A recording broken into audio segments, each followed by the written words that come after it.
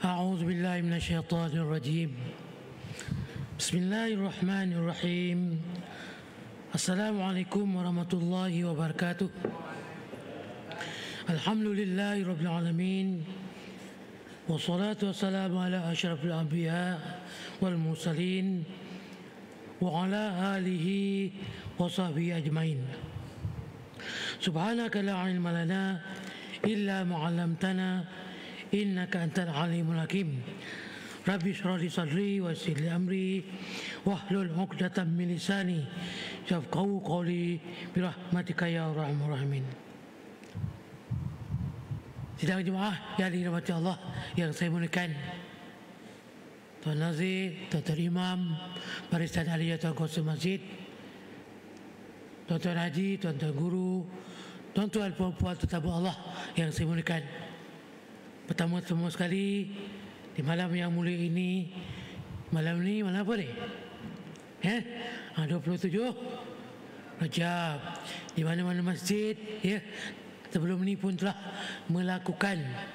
mengadakan majlis ceramah Isra Mi'raj. Masa saya bertugas dulu, saya kira-kira tak kurang daripada 40 kali saya ceramah Isra Mi'raj di sekolah-sekolah menengah. Kerana tiap-tiap tahun ada. Kemudian satu tahun tu kadang 3 sekolah panggil, sekolah juga, sekolah menengah sana menengah sini. Jadi dalam ingatan saya lebih 40 kali saya berceramah tentang Isra Mi'raj.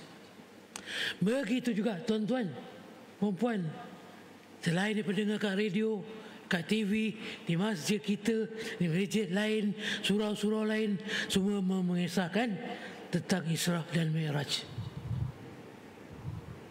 Logik ke tak logik tuan-tuan? Isra Mi'raj,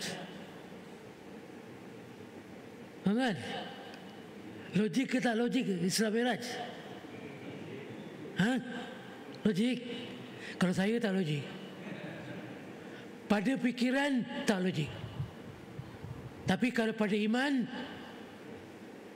logik. Sebab Abu Jahal, Abu Lahab menafikannya.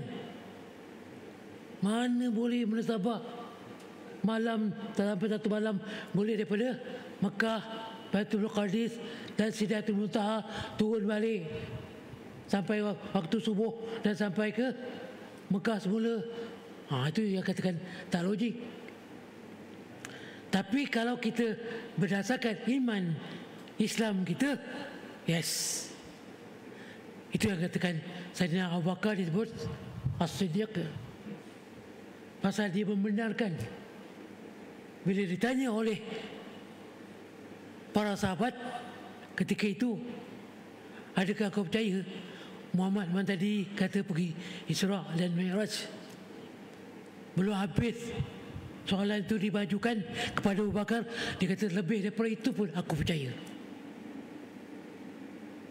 Kita orang awam ni nak ada dalil, tak?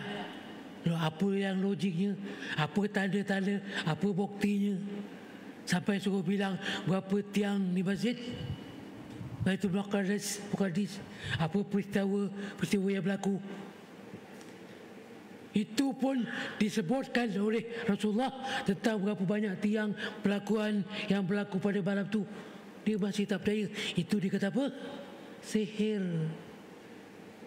Orang kalau dah tak percaya, hatinya dah gelap, dah beku, dah sakit, dah mati, memang tak percaya.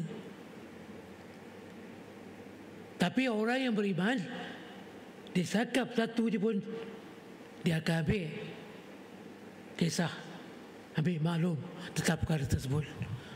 Jadi saya nak sebut, bukan berapa kali kita nak dengar Isra Mi'raj tu, yang kita nak penglibatan kita dan praktik kita dengan amalan-amalan yang Allah berikan gambaran kepada Rasulullah SAW,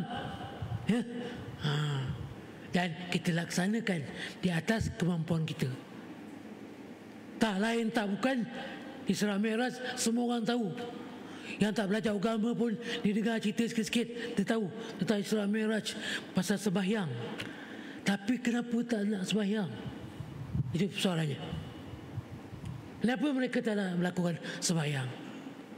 Melainkan orang yang berpegang teguh dengan akidah Islamiah, dengan perintah Allah, ketaatan kepada Allah Ta'ala, itu saja yang boleh melaksanakan apa yang Allah perintahkan, apa yang dibawa oleh Rasulullah SAW. Itu satu penting sembahyang.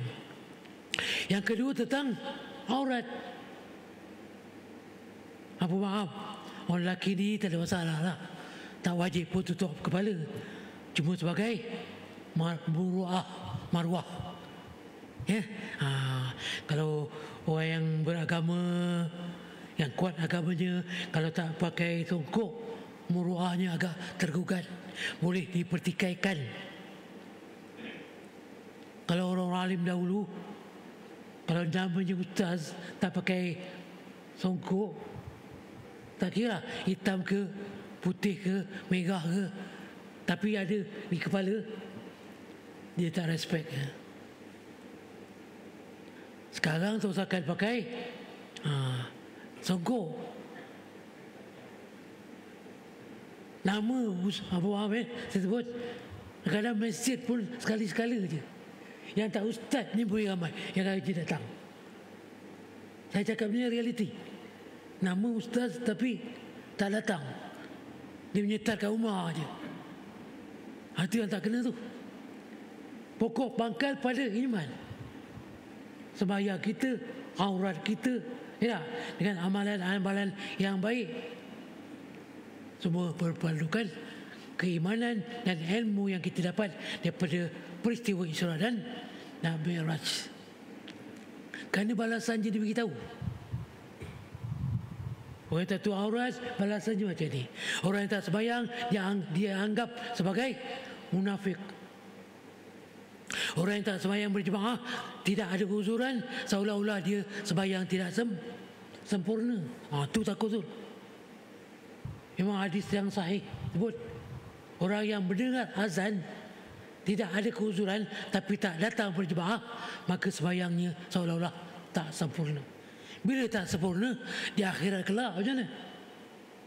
Walaupun aku sembahyang hari-hari apa macam-macam, tapi tengok-tengok buku, tak sempurna. Zero. Kemudian ketiga, tentang orang yang mengumpat, mengata, mencerca dan sebagainya. Selain daripada peristiwa Isra Mi'raj, dalam Quran pun Allah sebut, yang Imam selalu baca dalam Suratul Humazah, orang yang mencela, orang yang mengata, orang yang memaki dan sebagainya adalah dosa besar. Cara nak minta maaf, kena jumpa orang yang kita kata tu, orang yang kita umpat tu. Bukan boleh cakap, ya Allah aku mohon maaf, ya Allah, tak lepas. Kecuali bila yang kita kata tu dah meninggal, kita mohon pada Allah dan kita buat kebajikan untuk dia.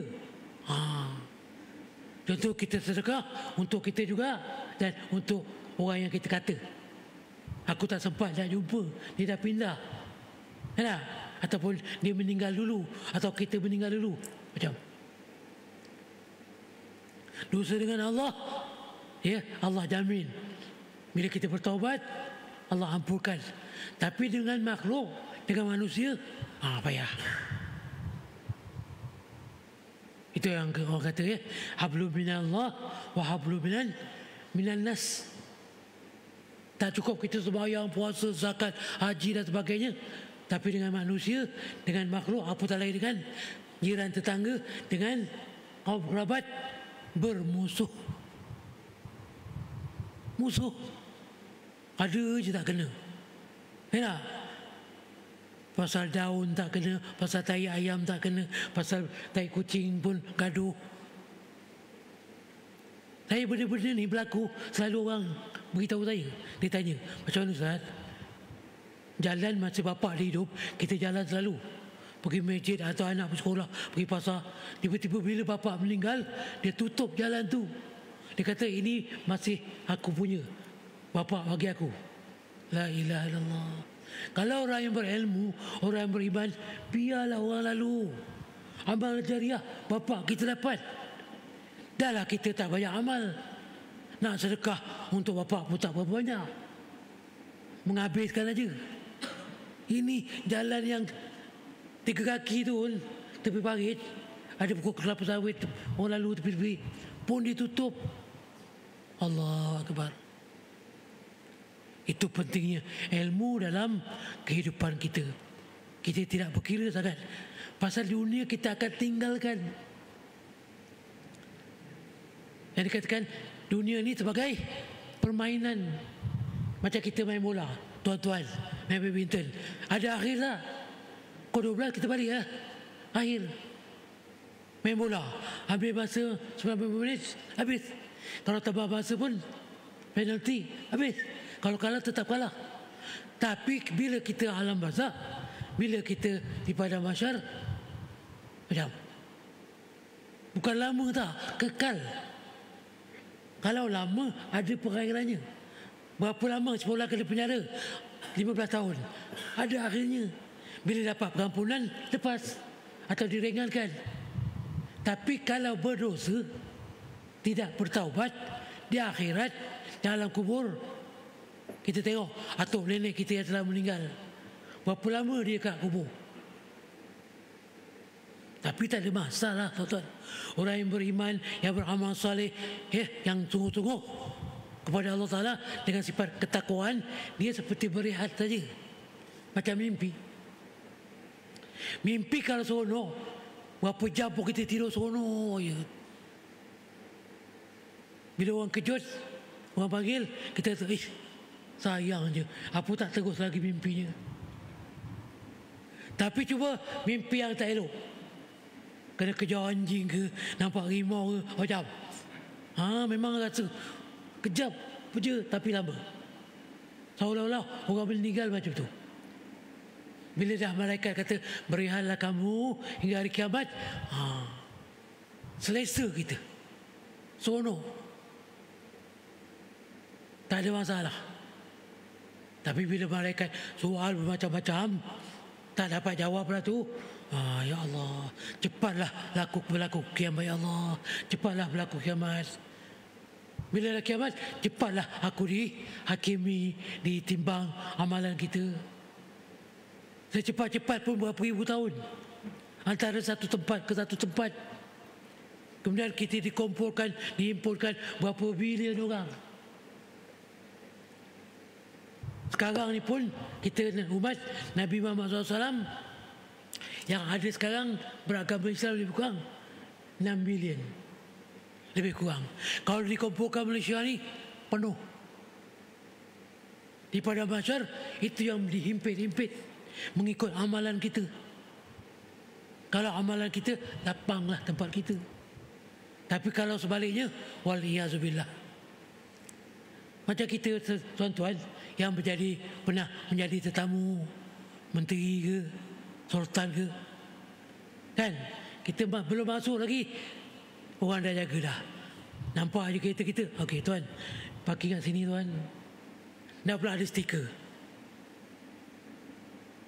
siap, dia tengok, mundur, parking cantik, ajak masuk pintu, meja pula, meja nombor berapa, diiring. Baru dunia ada nama sikit, up sikit lah, ya. Ini dah akhirat. Siapa nak tolong kita? Kita yang dihimpit-himpit oleh orang yang begitu ramai, nak tunggu dipanggil seorang demi seorang untuk dihakimi. Allah Akbar. Itu yang Nabi ingatkan kita, banyakkan amal. Kehidupan kita tak lama di dunia, akhirat juga yang menunggu kita. Ustaz apa malam tu sebut? Ustaz Jailuddin, dia ceramah di Jugra.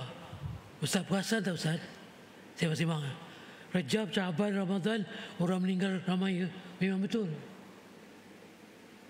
Yang terjun laut ada, yang terjun sungai ada, yang jatuh tergelincir ada, yang bunuh diri ada, yang apa lagi, aksiden begitu banyak, yang sakit meninggal pun ada. Artinya umur kita ni anytime Allah nak jemput. Kita meninggal bukan ikut urutan, ikut cabutan. Faham? Kalau urutan patutnya datuk dulu atau nenek dulu, datuk, ayah, ibu, abang long, abang ngah, abang uda, abang anak, sampai dah bungsu. Jadi budak kecil tak meninggal. Tapi sekarang tengok, atuknya sihat lagi, boleh main bola. Rupanya cucunya baru 17 tahun tiba-tiba meninggal. Betul? Betul, 2 minggu lepas, 3 minggu lepas, baru 30-40 tahun meninggal. Itu maksudnya kehidupan kita ni Allah yang mentakdirkannya. Malaikat jalankan tugas saja. Hari ni siapa? Hari ni siapa? Besok siapa? Macam tuan-tuan yang datang masjid ni, orang-orang yang baik, perempuan yang belakang sana, tahu bila? Tak tahu. Kadang-kadang walaupun kita dalam pekerjaan yang baik, itu untunglah husnul khatimah. Ya, contoh, baru balik umrah, jatuh kat tangga kapal terbang, meninggal. Baik tak? Baik. Kalau ekologik, orang buat baik pun mati juga. Biarlah dia balik rumah dulu, minum air zam-zam, kenduri, barulah mati. Tak. Itulah yang Allah ingatkan kita. Bila ajal kita sampai, walaupun sesaat tak terlambat, ataupun sesaat juga tak terawal. So, apa nak buat? Bersedia. Bersedia. Saya bersedia, Tuan Imam dan sebagainya, sampailah semua. Perempuan juga bersedia. Bukan bersedia tokak langit tunggu bila aku nak mati ni ya, bila agaknya. Tak. Amal. Di atas kemampuan kita, amal. Sembahyangnya kalau boleh puasa, Rejab ni puasa. Berapa kemampuan kita, qiyamul lail mulalah, walau 3 rakaat ke 5 rakaat ke, paling malas 1 rakaat lepas Isyak. Itu paling malas lah tu. Cuba kita kira-kira tuan-tuan, yang malas tu, nikmat Allah kita nikmati berapa banyak? Air yang kita minum berapa liter? Beras yang kita makan berapa beg? Lain-lain lagi, nyawa kita, nafas kita, kesihatan kita, ketenangan kita, keseronokan kita. Masih hiduplah kita rasa. Bila dah mati, Imam pun berkata, selamat tinggallah wahai saudaraku, mudah-mudahan Allah rahmati kamu, ampunkan dosa kamu dan terima segala amalanmu. Maka segala kelazatan, kecantikan dan keindahan telah berpisah darimu. Kan? Itu kata-kata Imam mengingatkan kita. Berdasar itulah yang dikatakan, beramallah kamu seolah-olah kamu mati besok. Cuba tuan-tuan kalau. Tapi tak ada pun tahu besok pagi meninggal. Apa tuan-tuan buat? Memang tasbih je. Tasbih tak lepas lah. Subhanallah, subhanallah, astagfirullah, astagfirullah. Ini pasal tak tahu. Tapi orang yang faham, dia kata bila-bila boleh Allah jemput kita, itu dia, lidah dia basah dengan zikrullah, sekurang-kurangnya dengan hati.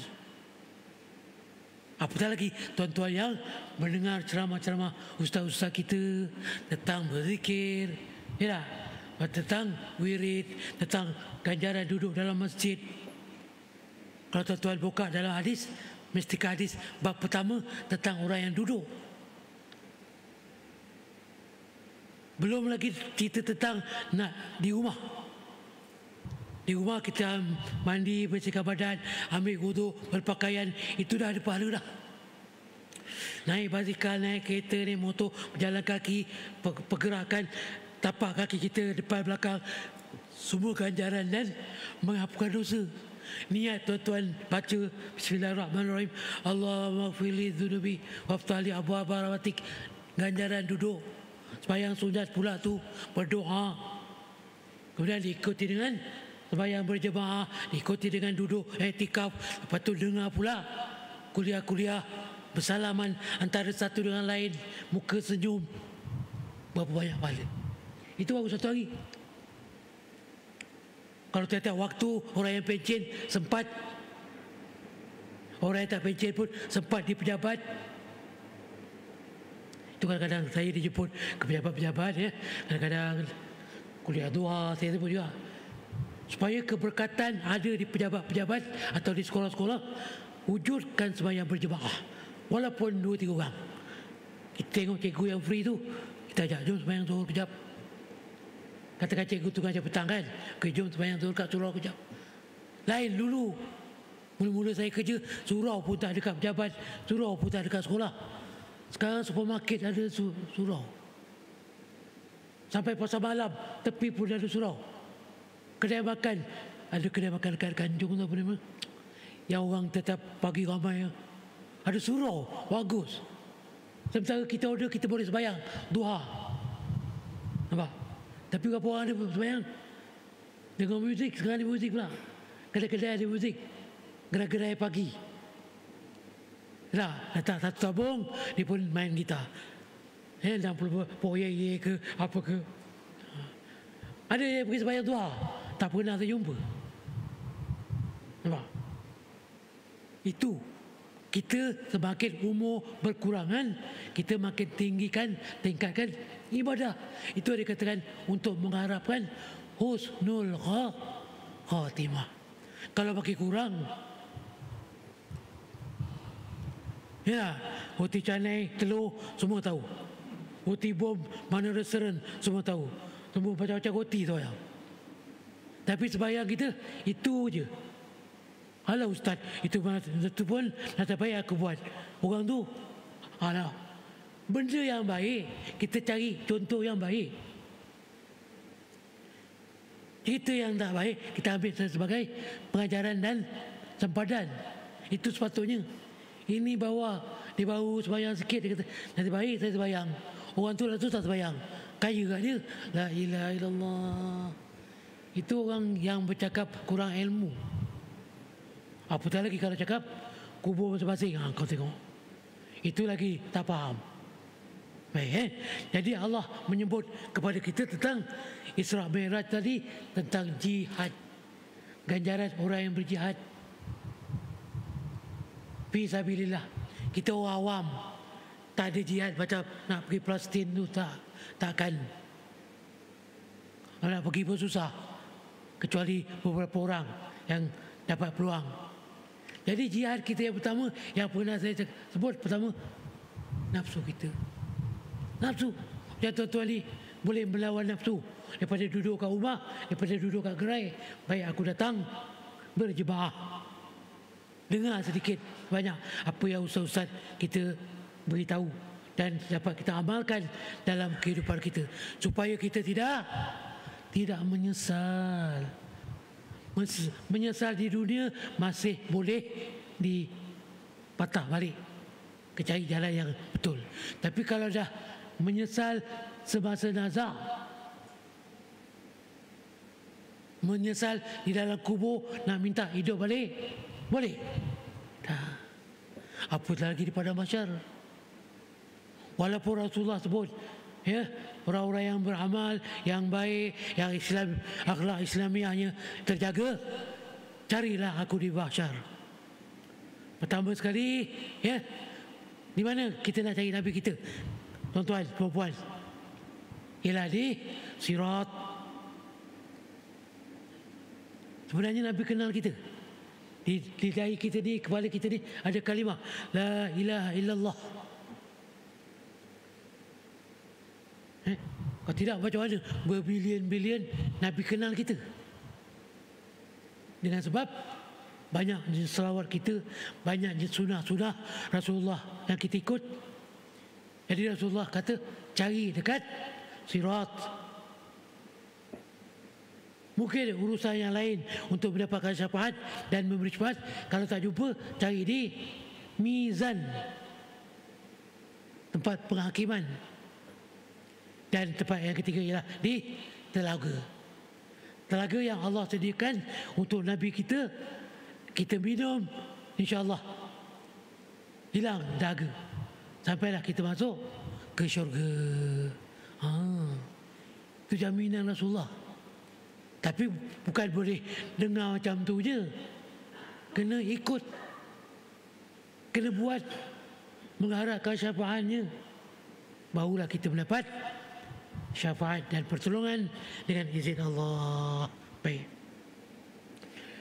Kemudian ayat yang Allah nukilkan dalam Al-Quran, surah At-Taubah. A'udzu billahi minasyaitonir rajim. Inna Allah ashtara minal mu'minina anfusahum wa amwalahum bi'anna lahumul jannah yuqatiluna fi sabilillah wa yaqtuluna wa yuqtalun wa'dan alaihi haqqan fit taurati wal injil wal quran wa man awfa bi'ahdihi minallah fastabshiru bibai'ikumul ladzi bay'atum bih wa dzalika huwal fawzul azim. Sadaqallahu azim. At-Taubah kalau nak buat sebagai homework ataupun kita buat ingatan ayat 111 ataupun 111 yang bermaksud sesungguhnya Allah iaitu Tuhan kita telah membeli diri dan harta orang-orang yang beriman. Ini istilah para ulama menyebut, ahli mufassirin kata maksud membeli itu menyuruh kita menggunakan diri kita dan harta kita sebagai orang beriman dengan memberikan mereka syurga balasan. Bila kita gunakan harta kita, tenaga kita, badan kita dan sebagainya, maka Allah balas janji dengan syurga. Syurga tuan-tuan tahulah, bermacam-macam jenis syurga yang kita doa. Jannatul Naim ke, Jannatul Firdaus ke, Jannatul Ma'wa dan sebagainya. Jadi apa-apa syurga yang kita dapat, alhamdulillah, yang penting perkataannya syurga. Lepas tu baru dah peningkatan tu ada. Maka mereka yang membunuh dan terbunuh, ini orang yang berperang pada sabilillah, menurut janji yang sebenarnya dari Tuhannya di dalam kitab Taurat, Injil dan Al-Quran, siapakah yang lebih dipercayai memenuhi janji dari Tuhannya? Tak lain tak bukan dalam kitab Taurat, Injil, Al-Quran yang disebut tentang orang yang melalui satu jalan, iaitu fi sabilillah. Sebab itulah bersukacitalah dengan perjanjian yang telah kamu perbuat, dan itulah keberuntungan yang amat besar. Jadi bila kita hidup di dunia ini dengan ketaatan kepada Allah Ta'ala, dengan sifat ketakwaan kita kepada Allah Ta'ala, dengan mentaati perintahnya, dengan menjalani fi sabilillah, sama ada dengan fikiran, dengan harta, dengan masa, tuan-tuan ni, kehidupan kita memang ada pengorbanan. Pertama sekali pengorbanan dengan nafsu. Nak buat tak nak buat, nak buat tak nak buat. Kedua, dengan masa. Itu sebab Allah berfirman, wal asr innal insana lafi khusr. Tiap-tiap sumpahan Allah Ta'ala itu artinya penting. Macam wal laili idza yaghsha, wal fajri wa layalin ashr, wal syamsi wa duha. Semua sumpah Allah kepada perkara-perkara yang penting. Yang ini demi masa, wal asr, ataupun demi waktu asar. Semua manusia kerugian masa, tuan-tuan.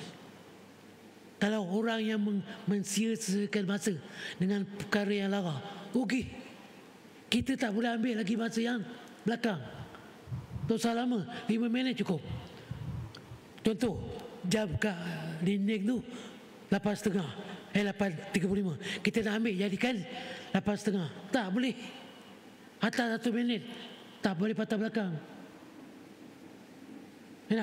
Jadi kalau kita tak gunakan masa, masa akan berjalan terus. Top tiba-tiba sampai masa kita habis.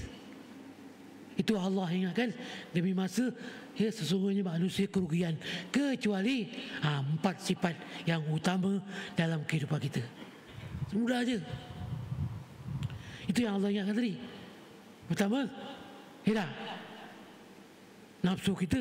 Kedua, masa. Ketiga, harta benda kita. Harta benda yang kita Allah kurniakan, yang saya pernah sebut akan disoal.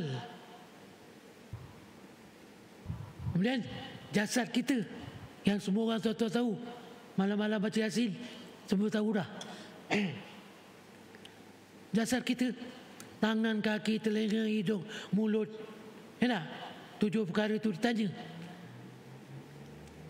Dan akhirnya ialah tentang nikmat yang Allah berikan. Wa amma bi ni'mati rabbika fahaddits. Itu dia.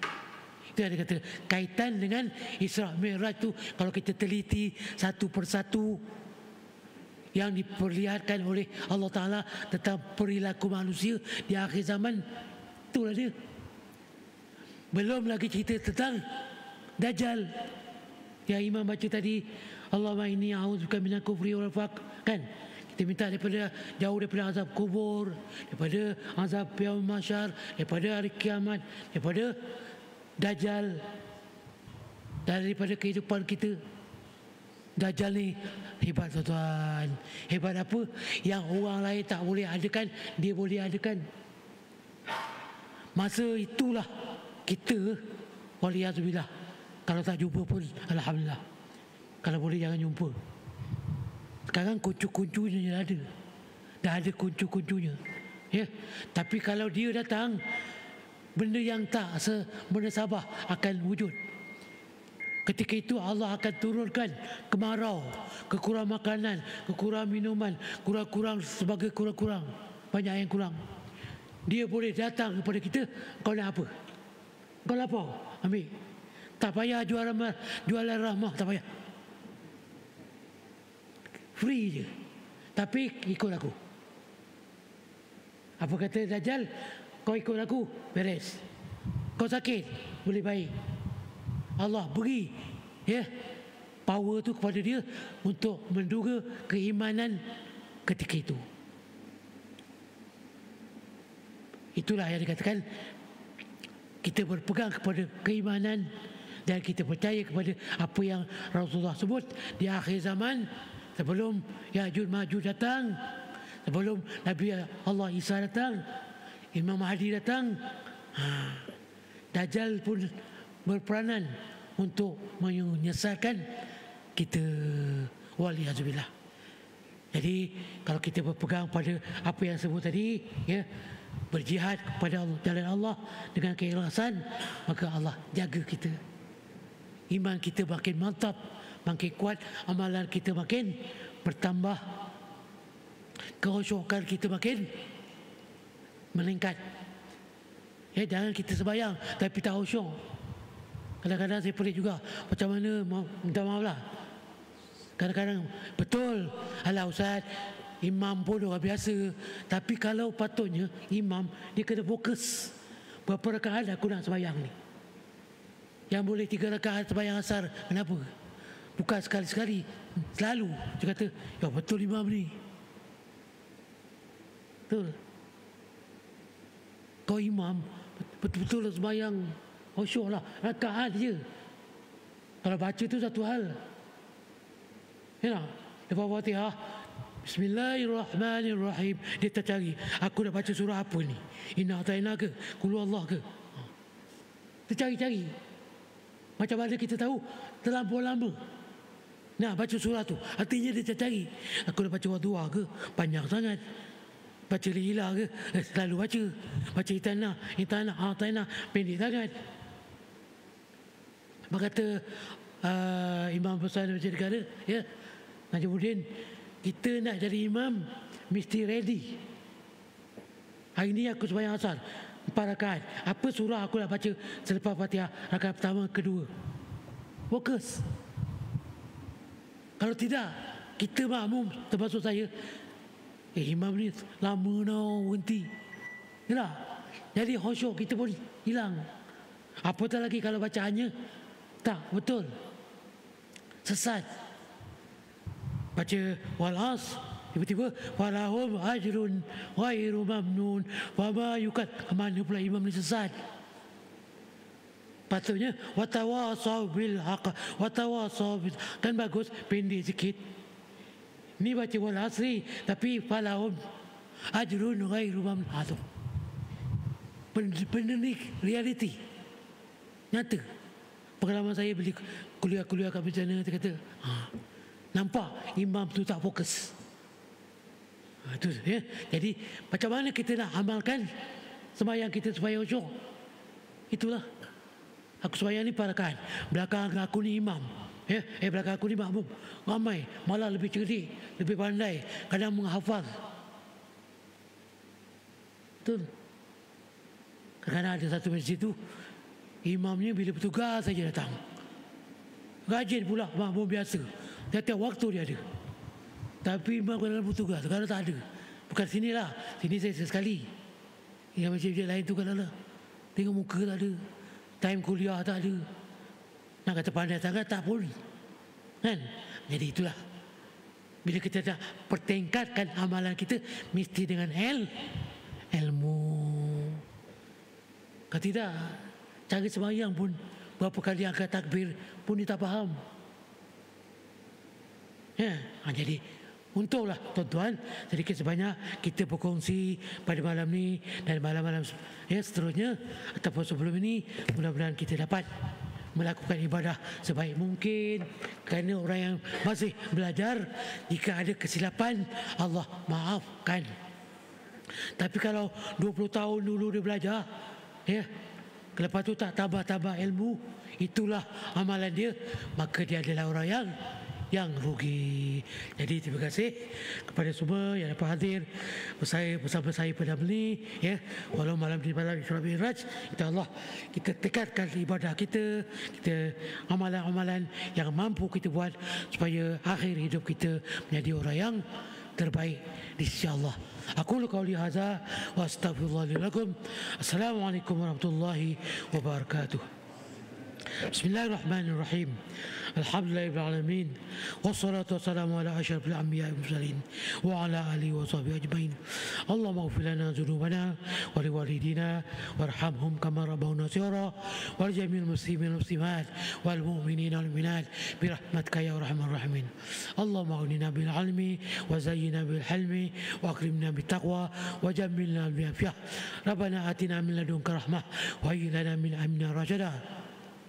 Rabbi ja'alna min muqimi shalah wa min dzurriyyatina Rabbana wa taqabbal du'a.